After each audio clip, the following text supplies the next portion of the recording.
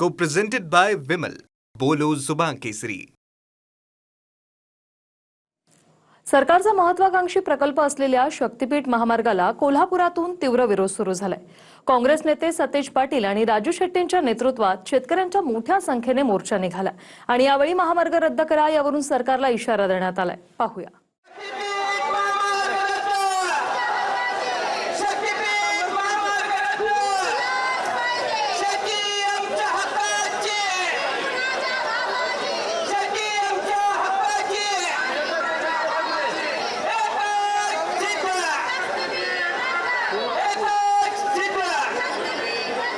कोल्हापूर शक्तीपीठ महामार्गाच्या विरोधात भव्य मोर्चा निघाला. खासदार शाहू छत्रपती, सतेज पाटील, राजू शेट्टींच्या नेतृत्वात मोठ्या प्रमाणात शेतकरी या मोर्चात सहभागी झाले. कोल्हापुरातल्या दसरा चौकापासून ते जिल्हाधिकारी कार्यालयापर्यंत हा मोर्चा निघाला आणि हा मोर्चा संपल्यानंतर शक्तीपीठ महामार्गावरून सतेज पाटील आणि राजू शेट्टींनी सरकारला इशारा दिला. आमचा आजचा मोर्चा शांततेने आहे. आम्ही या ठिकाणी कुठलाही आगाऊपणा या ठिकाणी करणार नाही. एक रेडा आलाय तो त्याचं तो आलाय, आम्ही काय आणलेला नाही. आमचा संयम तोडू देऊ नका. जर मोजणीला या कोल्हापूर जिल्ह्यामध्ये या 12 जिल्ह्यामध्ये आलं तर जशास तसं उत्तर देण्याची भूमिका आमची या ठिकाणी राहील. मग भले किती संघर्ष करायला लागू दे, आम्ही या ठिकाणी गप बसणार नाही. एक लक्षात ठेवा, हा कोल्हापूर जिल्हा आहे. महाराष्ट्रातला पहिला खाजगीकरणातला रस्ता शिरोळला झाला. महाराष्ट्रातला पहिला टोल शिरोळला झाला. जयसिंगपूरला पळवून लावणारी माणसं आम्ही आहे टोलला. त्याच्यानंतर कोल्हापूरचा टोल पळवून लावलेली माणसं आहे. त्याच्या आधी महादेवाच्या कृपेनं एक तावडे हॉटेलला एक टोल झाला होता, फोडलेली माणसं आम्ही आहे. तेव्हा आमच्या नादाला लागू नका. विरोधाला विरोध असू नये. शक्तीपीठाच्या बाबतीमध्ये मुख्यमंत्र्यांची आणि उपमुख्यमंत्र्यांची भूमिका ही अतिशय स्पष्ट आहे की शेतकऱ्यांना विश्वासात घेऊन, शेतकऱ्यांशी चर्चा करून, शेतकऱ्यांशी संवाद साधून शक्तीपीठ आपल्याला पुढे न्यायचं आहे. त्याच्यामुळे शक्तीपीठाच्या बाबतीमध्ये बाकीच्या रस्त्यांमध्ये जसं आपण राजकारण करतो तसं कोणी राजकारण करू नये अशी माझी विनंती आहे. तर जयंत पाटलांनी नाव न घेता एका मंत्र्यांवर गंभीर आरोप केलाय. आधीच जमीन खरेदी करून ठेवलेल्या मंत्र्यानं महामार्ग आपल्या गावाकडून वळवल्याचा आरोप जयंत पाटलांनी केलाय. आधी हा 802 किलोमीटरचा रस्ता होणार होता, आता म्हणे 856 किलोमीटरचा होतो. रस्त्याची लांबी कशी वाढते. पण एका मंत्र्याला वाटलं माझ्या गावात आला पाहिजे म्हटल्यावर तिकडे जायला लागला रस्ता.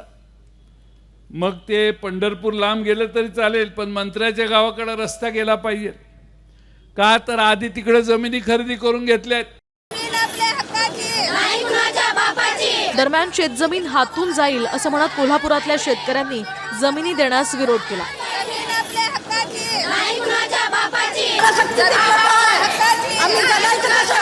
सांगलीच्या खानापूर तालुक्यात सुद्धा शक्तीपीठ महामार्गाच्या ड्रोन सर्वेला शेतकऱ्यांनी विरोध दर्शवला आणि शक्तीपीठ महामार्ग रद्द करण्याच्या घोषणाही दिल्यात.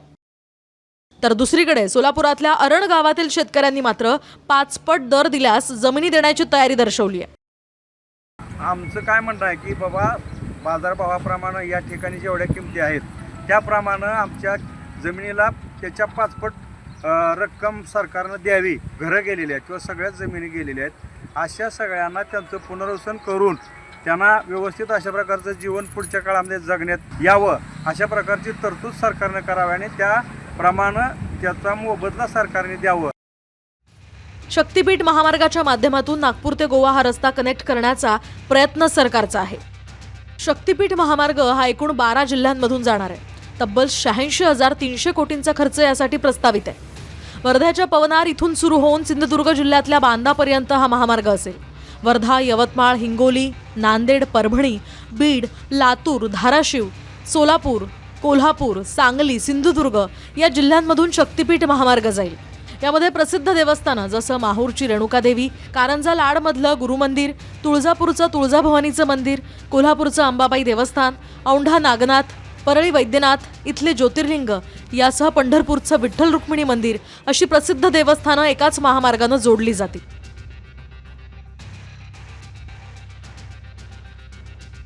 मुख्यमंत्री देवेंद्र फडणवीसांचा हा ड्रीम प्रोजेक्ट म्हणून शक्तीपीठ महामार्गाला पाहिलं जात आहे.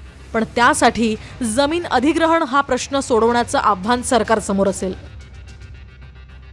भूषण पाटीलसह bureau report TV9 Marathi, Kolhapur. Co-presented by Vimal. बोलो जुबान केसरी.